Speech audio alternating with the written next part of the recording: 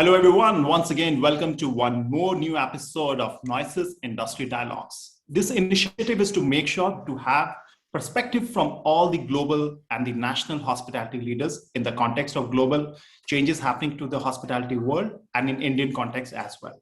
Today, I have a very interesting gentleman with me who's a face of a global hospitality industry. He is the President and Managing Director for Wyndham Hotels and Resorts, none other than Dimitris Manikis. Dimitris, welcome on board. Thanks for joining us today. How are you today? Good morning. Good morning. I'm very well. Nobody has called me interesting before. I really want to see where this is going. An interesting person. Okay, that's fascinating. I'm very well, Nandi. Thank you very much.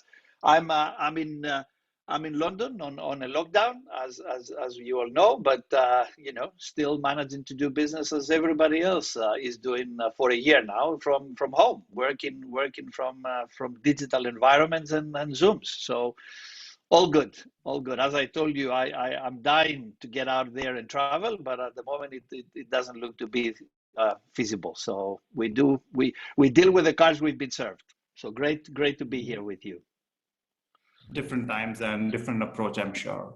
So Dimitris, I hope you are safe and your nearby families, friends, and everyone in your office is safe from the COVID. I hope everything is going well at your end. Yes, no. It's all about social responsibility, isn't it? We all need to take care of ourselves, and by taking care of ourselves, we take care of the others. So everybody has been doing the right thing, and we are all sound and safe. Thank you very much, and I hope the same for you and your listeners, or your viewers. As well.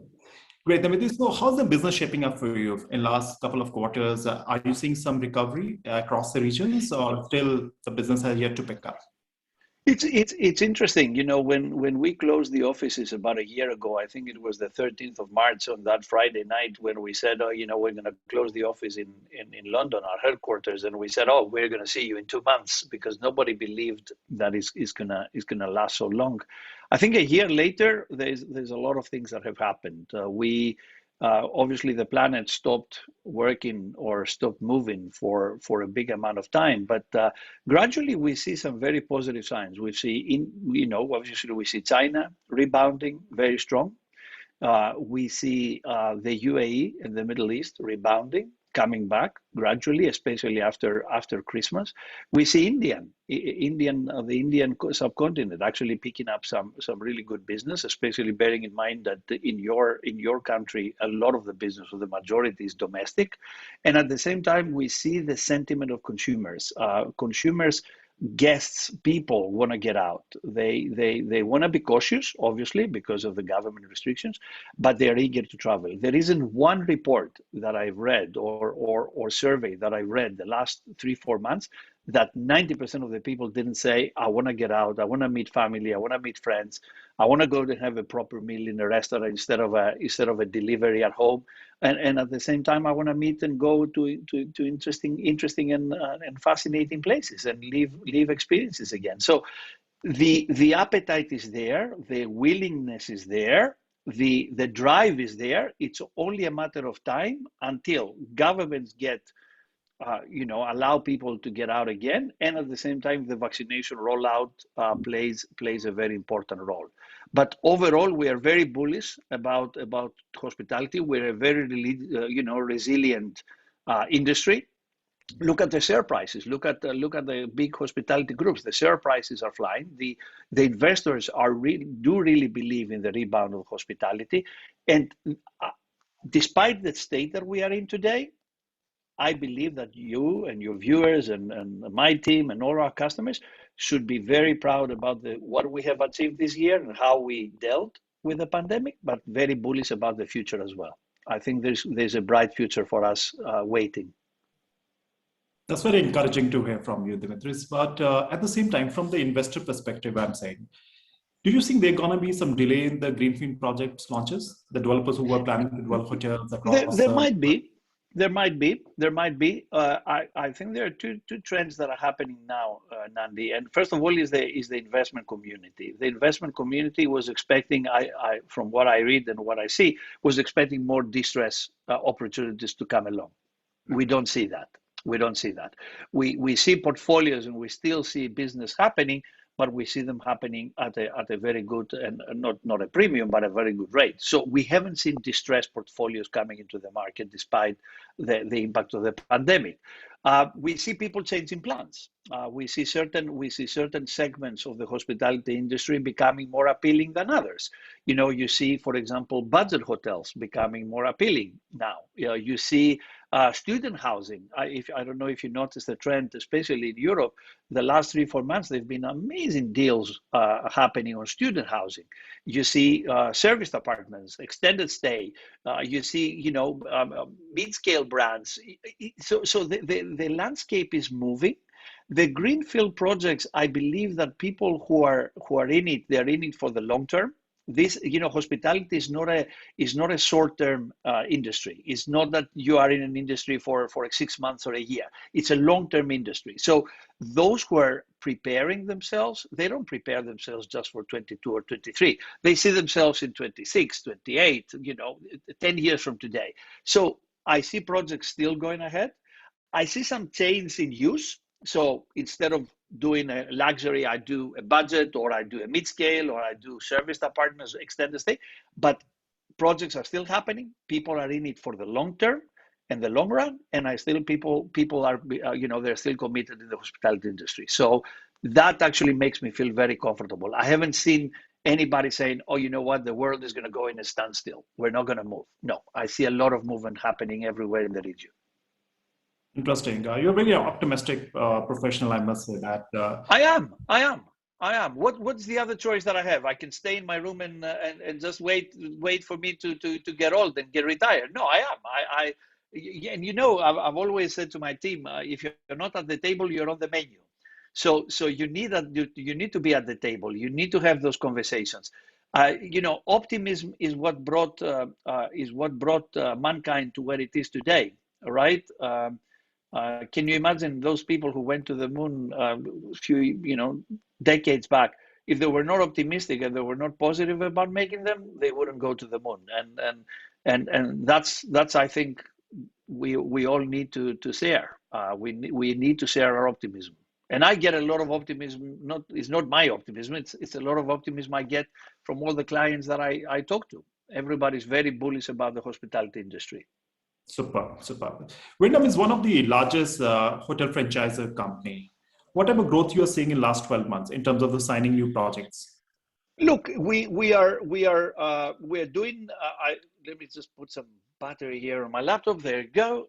So we're doing. We had despite the pandemic, our signings have been doing phenomenally well. We are signing more projects. There is more confidence about our brands and about what we do than ever before. Brands, I think what this pandemic has shown, it has shown to everybody the safety and the power of the brands. That has been a very important move for all of us. How the brand can actually deliver.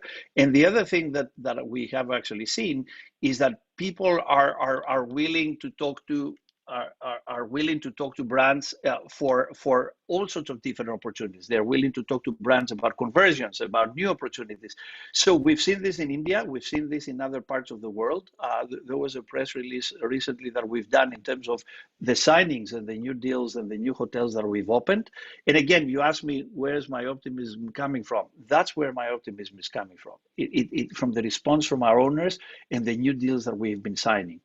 If I was sitting here with 0 deals or no interest, I wouldn't be as optimistic as I am, obviously, as you can imagine. But all of these new business that are coming in, they're actually giving me the faith that the best is yet to come. I agree with you, Dimitris. Actually, recently, my organization, Noesis, we ran research across the hotel owners in India and actually Indian subcontinent. And they asked that to the independent hotel owners largely that, are you willing to shake hands for the brand affiliation at this point of time? If yes, what are your reasons? 73% of the hotel owners said that yes, they are considering it, which is a massive. Wow. Okay. Massive. And this is massive actually, because our industry in India is only 16% has a brand affiliations. So 160,000 rooms are only having the brand affiliation in the country, which is very low, which is only 16% of the total supply. So we asked this question that, are you looking for brand affiliation? 73% says yes, they are considering it. And now conversion has its own challenges and all that. So Yeah, of course. Topic. Required capex, it's required a lot of operational change, product change. That's a separate subject. But yes, there was some inclination is there. Yes, I want to evaluate that. And we asked that what are the reasons? He said that we are facing because of the contraction in the demand. There's a demand contraction. There's no second thoughts, especially for the business locations. Because of contraction demand, the consumer today have faith with the brand which has a national or global presence. Yes. So to earn back your traveler trust, for us, this is more of a compulsion rather than a choice. So Correct. I completely endorse your point of view that you are seeing a good amount of signings happening under your portfolio. I think it's a blessing in disguise for a company like yours, where this pandemic brought a new opportunity. And Andy, I have to say, it's brands are brands, right? It's the DNA, the culture is the people. We have an incredible team. I always, every time I talk about India, I always remember the incredible India. So we've got incredible people in an incredible country. We've got people that in sickness and health, they kept on driving, they kept on flying, they kept on getting on plane, trains, and automobiles to go and meet clients. That to me is the biggest achievement of Wyndham. Is not the 20 brands, is not just the sign on the wall. Is the people. You do business with people you trust and you like, and I think our team in India has actually managed to achieve exactly that. People trust our team. They like doing business with us, and they understand this, our duty of care. I always talk to my team about the duty of care. Every time every morning we wake up is, what are we going to do for our owners and our guests today? And I think that's the culture that we always have to remember in good, bad, and ugly. Interesting. So, Dimitris, you handle entire EMEA region for Wyndham Hotels and Resort. In your region, which countries bounced back the quickest from this outbreak of pandemic? Wow, the UAE, Dubai actually came back relatively strong. Obviously, they are the world's second in terms of vaccination, so that has helped quite a lot. Dubai had very specific plans about hospitality. Hospitality became the center of the rebound. It wasn't industry, it wasn't oil, it wasn't gas, it was tourism. So tourism became the center of their message in terms of the rebound. It's interesting what is happening with the UK. On Monday, as you probably know, we are opening up the most important thing in the UK, which is pubs and restaurants and obviously hotels. So the experiment is going to be very interesting to see how people will respond to that. And obviously, Central Europe, unfortunately, is still in a lockdown. That's the region we are concerned the most. What is happening in the likes of Germany, Austria? What is happening with Spain, Portugal, Greece with the summer coming? These are some interesting areas for us. Turkey has been a great success, Nandi, as well. Despite the surge in cases, our hotels are open. They still see business.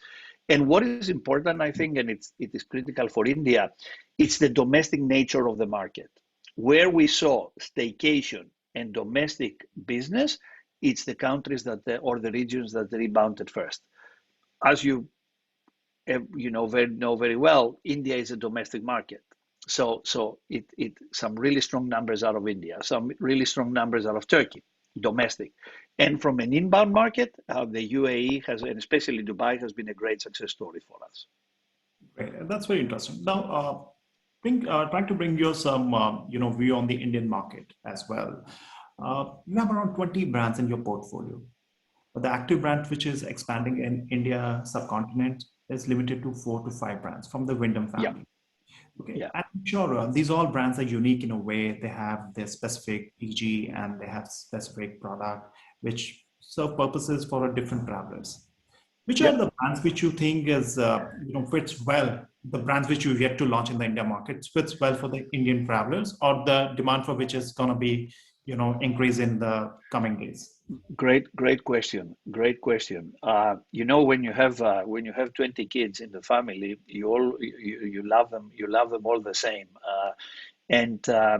Unfortunately, in India, we've only developed 4 or 5. The highest expectations that I have about our days in and our Super 8 portfolio. I think the budget segment in India has an enormous potential. It's a segment where our two main budget brands or economy brands, which is our Days Inn and Super 8s, and they've got enormous history everywhere in the world. This is where I see the biggest opportunity for us and the real future from a budget and economy perspective. So I'm not going to talk about anything else because those are the two, and I hope my team is listening to this. The expectation is that Days Inn and Super 8 actually do grow in India in 21 and 22, because I believe that this is where the real big opportunity lies. I'll personally send you a message to Nikhil. Yeah. Pass them on the message in case they're not listening. That what are they doing? Get out there and get me Days Inn and Super 8. Interesting. Great. If I convey your message in the right words, then probably you owe me coffee after this. No, I owe you more. I'll buy you a coffee machine so you can make your own coffee. Okay. One thing I really want to compliment about your organization, whether your India team or your UAE team, everyone very much charged up. Your development office used to call regularly to my transaction managers, give us transactions. We're ready to travel in these pandemic times, and we are there to do business. We are very much keen. So they were full on charged up.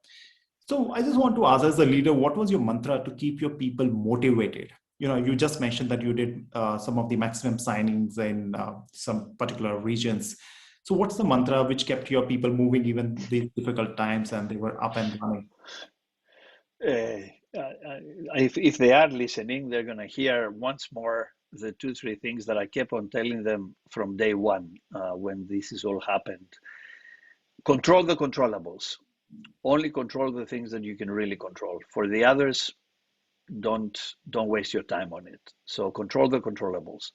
My second mantra is you always deal with the cards you've been served. There's no point of moaning, sitting there, being miserable or being unhappy, or you know what? We all dealt with cards that we've been served. So we have to wake up in the morning and face reality. And the third most important is never underestimate the value of a phone call. Never underestimate the value of a call to say thank you. Never underestimate the value of calling somebody and say, I don't want to talk business with you. I just want to see how you are, and I want you to know that I'm here for you. One of the things that we've learned the last 12 months, both on a personal and business level, is that overrated words in the past, like thank you and how are you doing, they got a completely different meaning. And just calling people to say thank you, or as I said, call people to say how are you doing, is very important. Nandi, we talk about the heroes, obviously the doctors, the nurses. There are so many amazing stories about the heroes of hospitality, and I hope one day we're gonna do a feature on the heroes of hospitality and what owners, people, they traveled, they stayed open, they did things for their community, meals, supported. So the heroes of hospitality is not just our brand, every brand out there, every single member of hospitality, they are heroes. They went up every day, going back to work, making sure that their hotels, the lights are open. So for me, that's what kept us going. And obviously the reflection from the owners, the response that we got. People embraced our attitude. People embraced our behavior. And that's the culture we built. And that was always the culture in Wyndham. It's not something we discovered in the pandemic. Our culture was always that. We just reinforced it in the most unprecedented times our industry has seen. But it was always there. The culture was always there, Nandi. Interesting. Very encouraging to hear this from you. And I'm sure this went very well in your system and water flows from top to down. Very interesting to We'll hear. see. We'll see. We'll see. As I said, I control the controllables, and I deal with the cards that have been served, and then we just take it from there. Super. Great. So last question, Dimitris, for you. I will not take much of your time, but this most important question because this is personal in nature. During this lockdown, what you missed most? Oh, what I missed most. I think shaking people's hands. Uh, I, I I haven't shook anybody's hands the last year.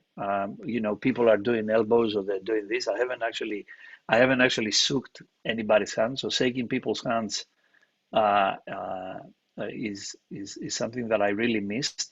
And Greeks were, we like hugging people, so we get emotional. So that's the other thing, human touch and human interaction. And I missed us. We were supposed to be in India today, face to face, and Hixa was cancelled. So, and we're doing this virtually. Me sitting in London and you sitting back at home in India.